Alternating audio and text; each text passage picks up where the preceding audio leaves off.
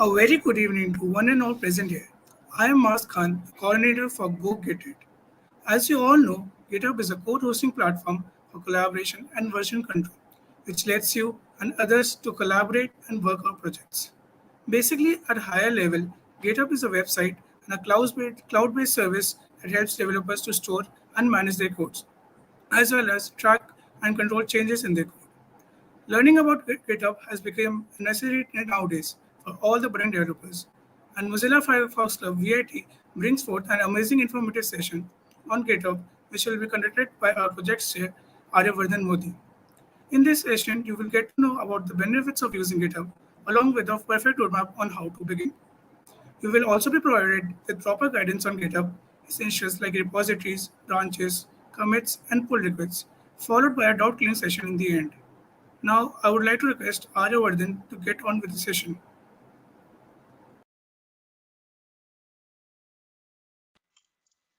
A very warm welcome to our first ever event, Hacktober event, Go Git It. In this event, we'll be teaching you and guiding you how to use Git and GitHub effectively. I am Aryavardhan Modi, project head at Mozilla Firefox, and it'll be my pleasure to guide you all. So let's get started. So today we'll be learning. So as you go through the table of content, here are the topics that we'll be covering today. So starting off with introduction to GitHub, then we'll know about what open sourcing is, then we'll get a quick tour of how Git works, then I'll then we'll have something for you. That is, you all as viewers will be making your first ever contribution. Then we'll be talking a little about Hacktober, the significance of Hacktober, and then in the end we'll be discussing the industrial significance of GitHub. Yes, so let's start. Introduction to Git and GitHub. Has this ever happened to you? Working super hard and finished writing a great piece of code, zip it and then send it to your boss. But your boss wants you to make some more changes, and now when you make changes, the production breaks. There is no proper regularity to check what are the changes, whether they are right or not, no surveillance to how things are doing, surveillance to what are the things that are being changed, but which subsequently leads to the breakdown of the entire production and leads to bad quality. Since there are a lot of people who are doing the same, and there's redundancy of so many zip files to be handled because there is no software that can help you out with version controls. But worry not, Git and GitHub are here to save the day.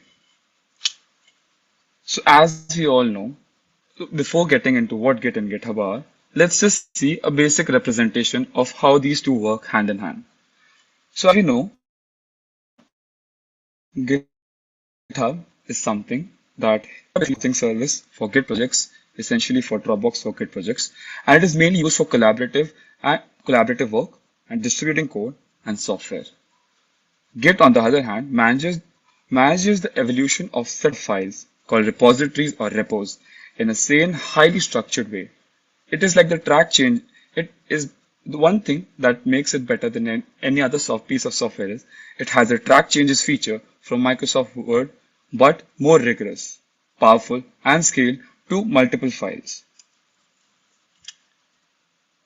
Now, before we go ahead, let's understand the basic difference between both of them. So I'll run you up quickly.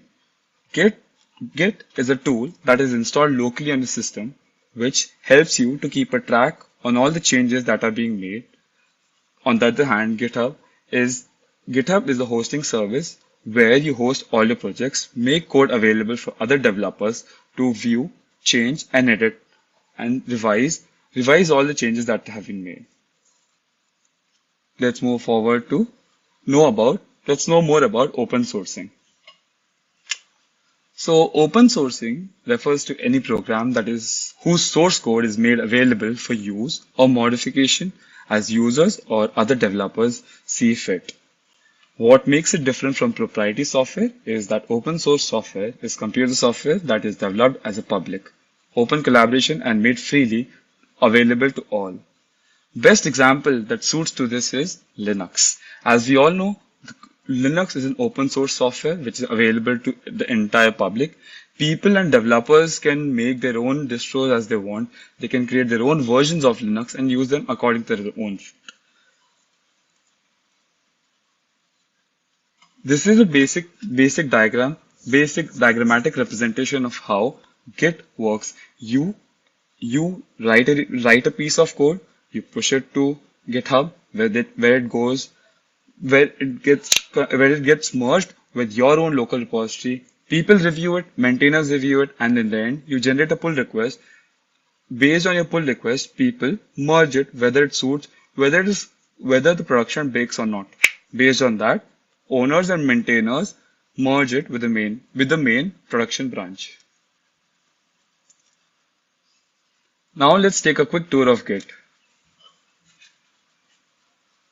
As we know that before getting our hands into Git, we have come across now that we are well aware of what Git is, how Git works. Now let's get into how we can use Git. So we can go to gitscm.com website where we can download the software. Depending on your operating system, you can simply go and select the kind of version that you want. For a 64-bit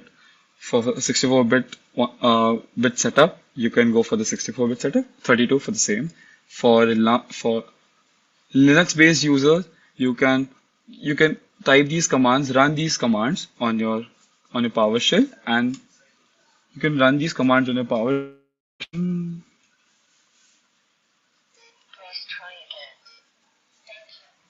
Sorry for the discrepancy. You can run these commands, and running on these commands can lead to the installation of Git software.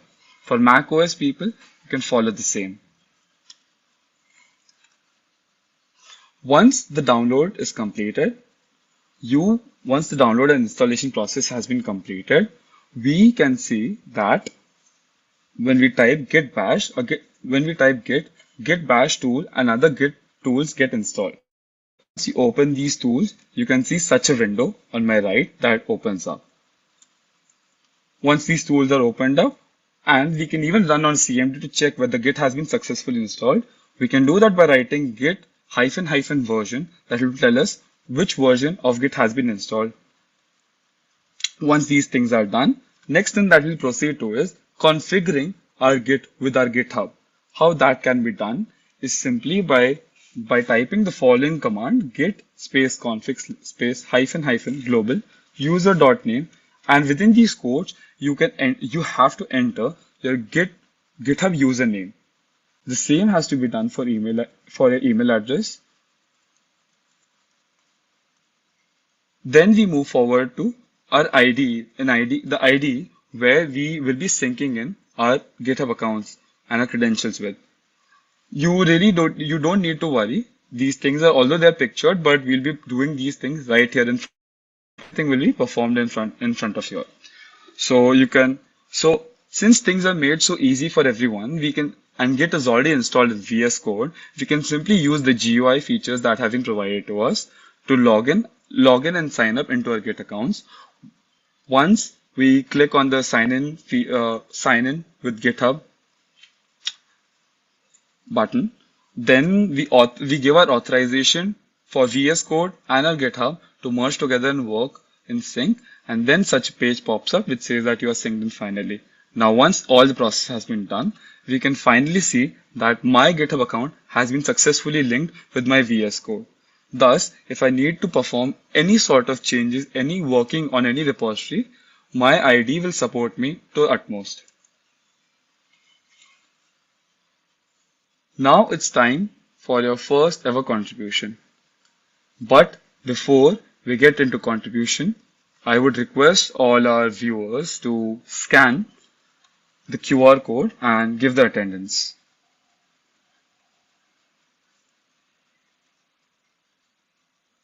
We'll wait for 5 minutes and then we'll proceed ahead.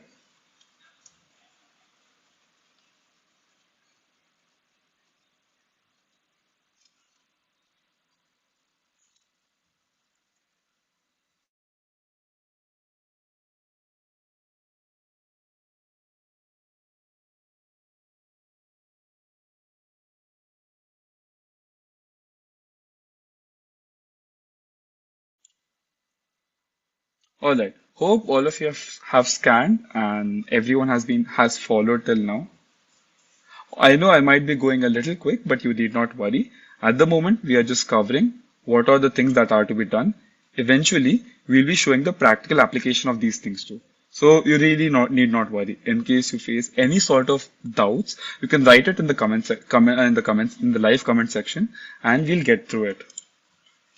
All right. So before we start with your contributions, with your commits, let's go through some basic Git commands. Let's go through some basic Git commands that are really necessary to get started. And the following links at the bottom are some of the cheat sheets and links which you can use as your reference material in future. You need not worry about the you really need not worry about the PowerPoint presentation, since the PPT will be provided to you on our GitHub account, on our GitHub repository itself. All right. So before we get into it, let's just understand the general workflow of any repository, how we can commit, how we can contribute to any repository. First, we find any repository, idle repository to work with. Once we go through that repository, read what the repository is about, and understand the working of it, we fork it. Now we need to understand what forking means. Forking basically means creating a copy of the project of that very creating a copy of that very repository within your account. So now, as you can see, if you go to github.com/MFC-VIT, you would find our Hacktober repository, Go Git It. Once you click on fork, you would see in your own GitHub account, you would find a repository with the name of Go Git It. And that is basically you owning a complete personal copy of the same repository. Once you fork that very repository, now that you have it for yourself, you can clone it locally. Once you clone it locally, any sort of changes that you make are now being made to your very cloned repository. Once after cloning, you make the changes, you proceed ahead with committing those changes, and once the changes have been committed, you push it to the main code. You push it to the main repository that you are working with, that you have forked within your account. And once these things are done, you can finally go ahead and open a pull request, which will show to the owners and maintainers and creators of that very repository what change or what piece of code, whether you have added, subtracted, or edited out. Alright, so step 0, let's fork it. Once forking has been done, you can see on the screen, within my account, I have created a copy of that very repository, Go Get It. And it shows forked from. Forked from implies from which account, from which organization I have forked it from. Once that has been done, then I proceed ahead to clone this repository. Now, when you click on that very repository, when you click on Go Get It, you would find a box that says Go to File, Add File, and Code. Click on Code, go ahead with the HTTPS setting, and simply copy the link that is shown to you. Once you copy that very link, you can type in your search in your Windows search. You can simply type and open up Git Bash. Once Git Bash is opened up for you, you can simply go ahead by typing git clone repo and repository link over here, which is http://github.com/mfcvit go-git-it.git. Once you hit enter, the repository gets cloned and you get a local copy of it. Local copy basically means that within your system, a copy of the entire repository is made available. Now that it has been available for you all, you can very well open that very repository. You can open those folders in your IDE. For me, it is VS Code, so I open these folders in my VS Code. Once I open these folders in my VS Code, I can see all the files that I had cloned. Now they're available, and now I can see what are the things, what are the kind of files and type of files that are available to me, and I can go through them. So for a, for us and for you viewers, as this is going to be your very first commit, we have created something that is very simple and generic for you to contribute to get started with these things. So in the repository, if you go through our repository, you will get to see there's an index.html file which will guide you and tell you where you need to append your name. So you can go forward and simply write another h2 tag, and append your name to it. Once you have appended your name to it, you would see that since, so I have done the same for you all for demonstration purpose. You can see I have added my very own name to it. At second position, I've written Aryavardhan Modi. Now, after I've done that, there's a change that has been made to the original state of the repository. Thus, there is a change. Now, when the change has been created, what will keep a track of the change is Git. Now, how can we check whether a change has been made? Is by typing in a terminal, by typing the command git status. Once git status has been typed, we can see on which branch we are working with, whether it's up to date with main branch or not, and which file has been modified. The files that have been modified have been marked with red. Over here, it is modified index.html. Once we detect which files have been modified, we can go ahead and we can type the command. We can add them for staging. And over here, staging basically implies that all the changes that have been made, the ones that we want to be pushed up to be merged with our main code, those are the changes that will be staging. So that can be done by git add space dot. Once that has been done, we can proceed ahead with creating a very first commit by typing git commit -m followed by our message in quotes. So since this is going to be first, I request all of you all after making the changes that are needed in the index.html file, you can very well go ahead and type the message as this is my first, or instead of this is my first commit, you can write this is Aryavardhan's first commit or your name's first commit followed by your first commit. Now once that has been done, since the change has been made, now we want this change to be sent up to the main code. So thus we perform that function by typing out git push origin main. What this does is all those changes that have been made, that have been committed, we push these changes and merge them to the repository that we have forked in, the one that we have in our own system, that we have within our own account and we are working with. And once that is done, we can see that we have made our very first commit. And congratulations on making your, and once that is done, you would see, before congratulating you all for completing your very first contribution towards open sourcing, one thing that you might see when you go to MFC, when you go to the maintainers repository or your own repository, it might say that this branch is one commit ahead of MFC-VIT. Basically what this implies is the changes that you have made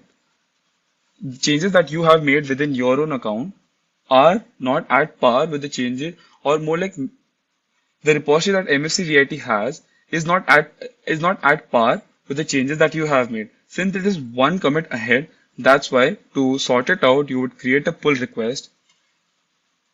And pull request can simply be created by clicking on contribute. Then you can use the GUI tools that are provided to us on the website itself. You can click on contribute, then you can go on open pull request, over which we can type our message that since comparing changes. So basically with all the changes that we have made with on our repository, forked repository, and all the changes that have all the things that are there in the original repository. Basically, pull request will help us to implicate and identify what are the changes have been made.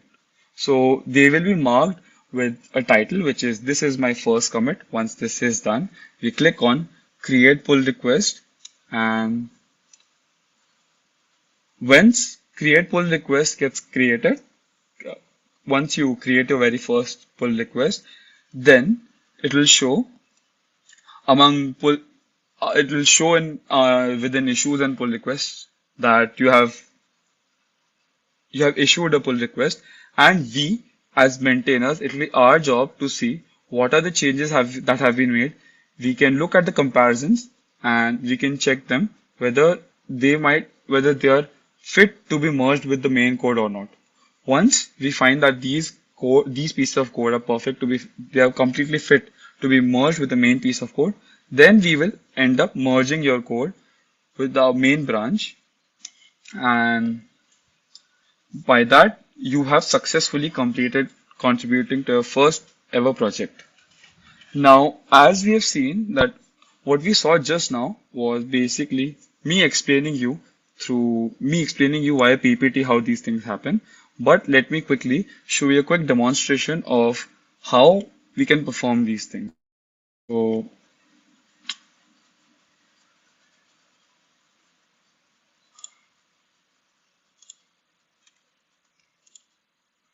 I would just quickly share my screen, and we can quick we can quickly get started with it. All right.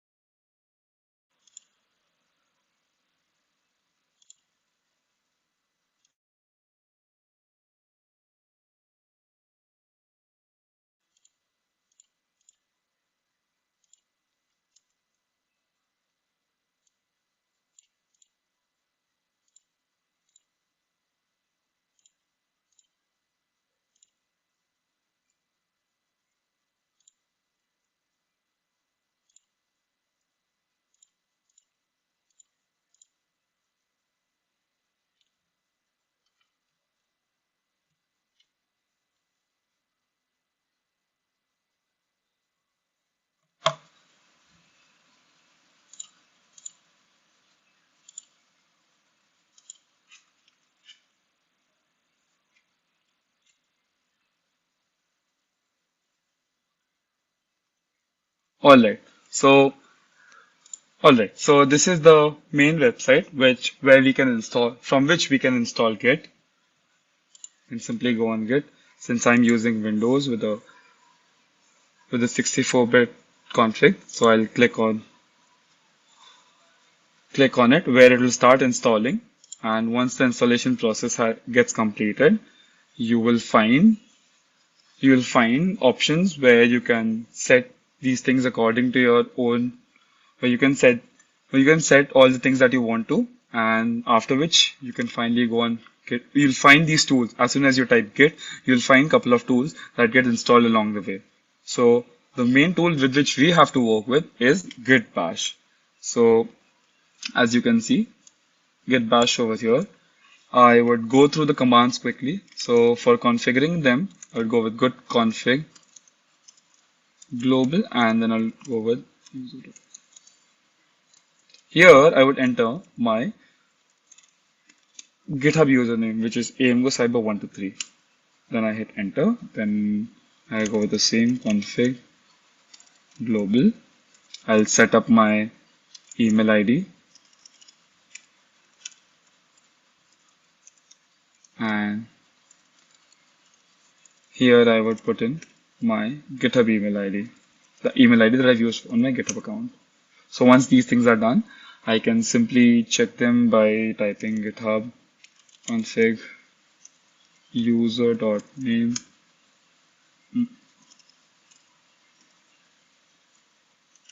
My apologies. Um,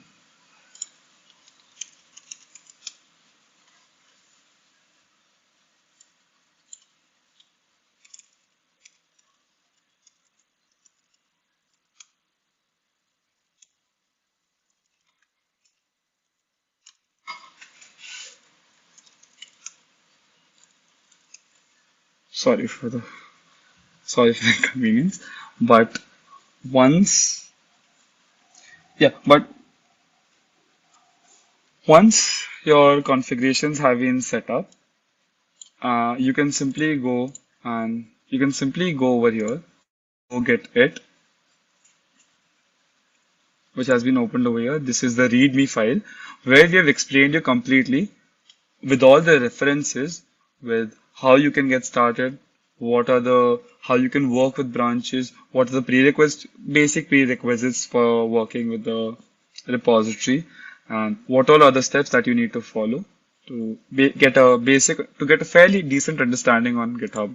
So once you're over here, since I've already forked the file, I would go to my repository. I can see that there is my fork repo. So I'll just update the branch quickly, and alright. So I'll go over here, I'll click on copy, then I go to git bash, I simply type git clone followed by the entire link. I paste the link over here. Once I do this, you can see a folder gets created locally within my own system with the name of Go Get It, which is a copy of this entire repository out here. So I go to it.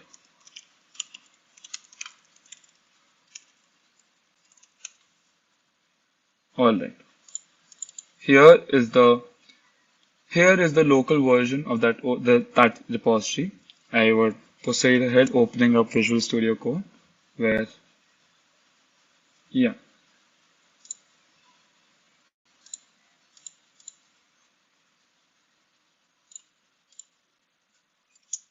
So this is the repository that we had created, and now all you have to do is you can go over here, you can create an h2 tag, you can append a name to it. Let's just go with any arbitrary name.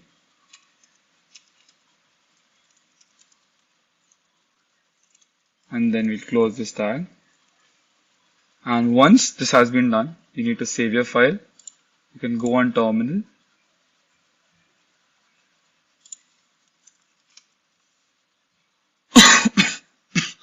Once you go on terminal, first thing that you need to write is git status. Once you click on git status basically shows us the file where modifications have been done. Now, one very good thing about Visual Studio Code that I feel is for the developers out there is that either we can go with the traditional approach, that is using terminal, or we have created GUIs within the own IDE itself which make it very user friendly. So either I can simply click on stage, then it goes into staging, then I can type in the message, and then I can simply click on commit. But since we're here to learn about how these commands work, that's why we will stick to following the traditional method. So once this is done, I'll add it for staging, which can be done by typing git add and a dot. Now, there are two things to it. Either you can write in the traditional format, writing git add space dot, and then you commit it, or you can simply go with writing git commit -a, which will automatically add it for staging, and which will automatically add your files for staging, and it will add the message also, and automatically once the command gets executed, both the processes have been get covered under one single command. So once git add has been done, I can simply type git commit -m, and I can say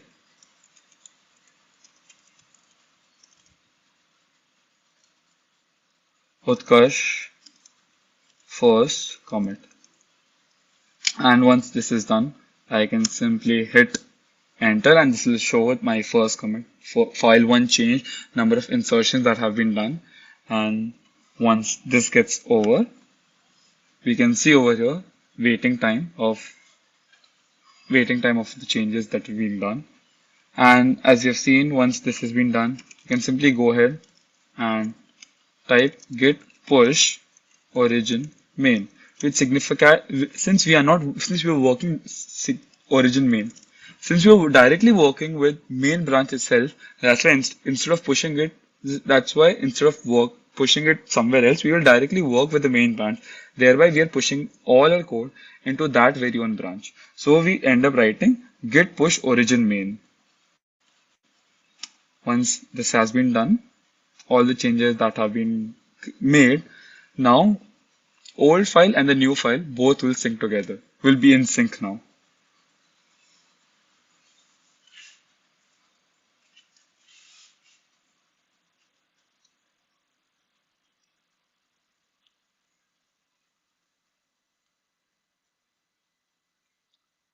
Alright, so now this has been done. We can very well switch back and see what kind. I just need to refresh the page and we can see. Yeah, there it is.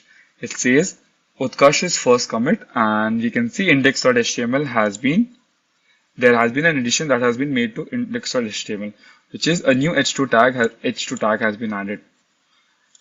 We can go back again and see that this branch is one commit ahead of MFC-VIT. Alright, so if that is the case, all we can do is we can go open a pull request.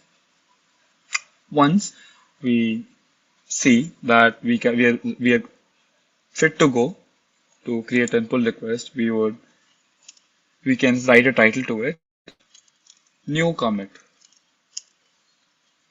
made. Once this has been done, I would go ahead and create a pull request. And now a new pull request gets created. So whenever you open a repository, whenever anyone opens the repository of MFC-VIT, they might see a list of numerous pull requests that are open at the moment, or a list of issues that are open at the moment. So once this is, and you can see two have been closed. That means that while setting up this very repository, I had created certain pull requests and now they have been closed. Now since this is open, I would go through our organization's account, and over there, since we are the maintainers, we can very well go through the changes that you have made. And yeah, so I can go to the organization's repository, go get it. Over here, I see, alright, there's one pull request. I can go over here. And once I see what are the changes that have been made, I can simply go over here. You can click over here. I can see one commit ahead. I can see, oh, right. So this is the change that has been made. So once I identify the change, once I analyze the change, once everything has been done from identification to verification and checking whether everything is good to go, whether no harm can be done ahead, thereby I go ahead and merge this pull request. So if I'm confident whether my verification and identification is completely foolproof, then I can simply go ahead and click on confirm merge.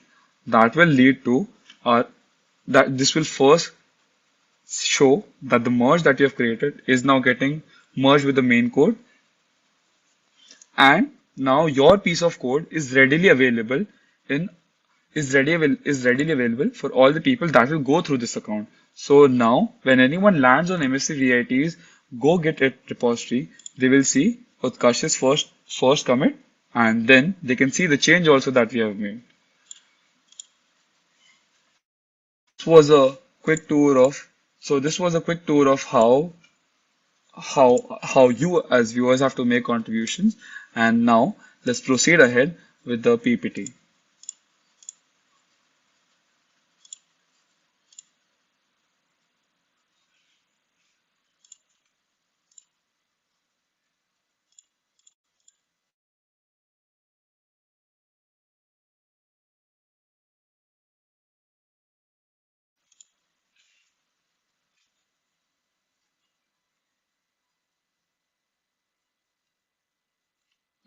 Yeah, Utkarsh, can you please set up the PPT for me? Thank you so much. So that was a quick tour of how things are to be done. Now I hope that you've gotten a fair idea about what Git is, what GitHub is, how these things work, what is the general installation process that has to be done, and through all these processes, how you can go ahead and make your very own change and contribute to any open source project. Now, before going ahead, let's just have a small discussion about what Hacktober is. So, as we all know, open sourcing, collaborative jobs, version control, and all these things play a very important now as well as then, but more significantly now, play a very important role in any developer's life. We can't simply go running around sending zip files and God knows how many heavy files to each other, thereby creating a series of redundant action. And in order to celebrate open sourcing and in order to celebrate open sourcing projects, maintainers, and entire community of contributors, people came up with Hacktoberfest, where contributors can like you who are new to GitHub or people pre-existing contributors and developers can can network with other communities, build more projects, innovate more, and create innovation. So no, that's a little about Hacktober. Now let's talk about the industrial use of Git and GitHub. So, along with our entire presentation, we got a very decent understanding how important how important of a tool Git is and how important GitHub is. Any collaborative job that you think, since companies work internationally and data is very precious when it comes to transferring, we can't expect any sort of issues getting created here and there. Therefore, GitHub plays a very important role. Big companies working on major projects, components work on private repositories where they might not be visible to us, but they're visible to only a handful bunch of contributors, where these people work in a collaborative fashion. They create multiple versions of a same project, and based on that, let's say now I'm working on version 10, but I need to roll back to version number 8. How is that possible? Had GitHub not existed, this thing would have been very difficult for all of us to go back to keep. Either we can do one thing, we can have a very big storage place where we can separately store every version of it and we can go through it line by line, or we can just rely on our memory and on one single piece of code, we can just remember the kind of changes that we have made. But since these things are way too redundant and too time consuming as well as too hectic, that's why GitHub and Git are there to do the job for us. That's why had these tools not existed, a lot of a lot of things wouldn't have been possible. Outburst of outburst of open sourcing, people willingly opening up towards creating innovation wouldn't have been possible. Now, even though let's take Linux for example. Linux as a software, even though it started existing solely, but now when we talk about Linux, we see that there are multiple versions of Linux itself. We have Ubuntu, we have people working on Temple, we have Arch Linux, we have Fedora, we have Pop, we have so many versions of one one software itself. So, and all these pieces of software are created based on of use case of developers. How could these things wouldn't have been possible if tools like Git and GitHub didn't exist. Now, as we have discussed earlier, these things play an important role because directly, indirectly, these things lead to building up of community of like-minded people who are always ready to help us out, to contribute towards innovation, creating new projects, things that we might not feel are possible. They can readily be done because you know that you have a community of people who are always open towards creating new stuff, writing new piece of code, and writing good piece of code. So, with that being said, I wish you a very happy hacking and hope you have learned and clarified your basics on how GitHub works and got a very fair idea on the working. The PowerPoint presentation for the event will be provided to you on a very Git account itself. And yeah, with this, I would like to wish you all the best. These are our socials. Thank you so much, everyone. This is Aryavardhan Modi signing off.